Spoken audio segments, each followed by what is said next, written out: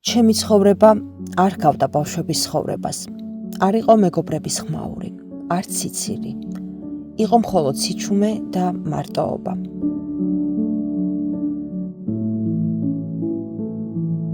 თოთხმეტი წლის ასაკში დამეწყო ფეხის ტკივილი უბრალოდ და იმდენად აუტანელი იყო ეს ტკივილი, რომ გადავწყვიტეთ ექიმთან მისვლა, ჯერ დავუბრალეთ ბავშვურ თამაშს და შემდეგ შეიძლება ფეხი გადამებრუნდა რაღაც მსგავს.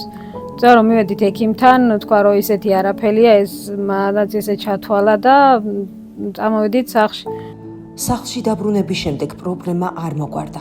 სოფიკოს მალევე ისევ დაეწყო ტკივილები. ფეხი შეშუქდა. ექიმთან მორიგი ვიზიტის დროს მედიკოსებმა ფეხი გიპსში ჩაუსვეს და მოზარდი გოგონა კვლავ სახლში გააბრუნეს.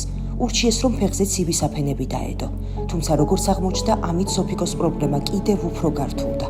16 წლის რომ ვიყავი, დილით რომ გარიყავი და მეც რაღაცა სკოლაში წავსულიყავი, ვეღარ რავდექი. დაიწყო სახსარში ტკივილი, ყეზების ტკივილი, კუნთების და ისე მოხდა რომ დილით დეფორმირებული იყო ფეხები და ვეღარ ვიცავდი წონასწორობას, რომ დამედგა ფეხი ნაბიჯები გადამედგა.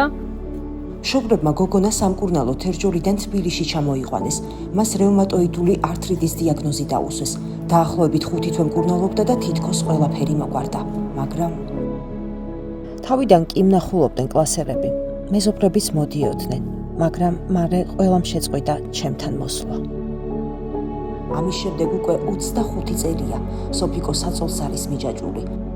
ძალიან გთხოვთ დამეხმაროთ, დამიდგეთ გვერდში, რომ საშუალებაც გაქვთ, როგორ შეგიძლიათ, რომ შეგროვდეს სწორი გამოკვლევებისთვის თანხა.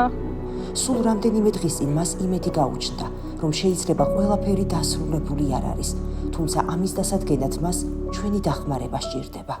გადარიცხეთ ნებისმიერი თანხა ჩერნოვეცკის ფონდის ოფიციალური საიტის მეშვეობით.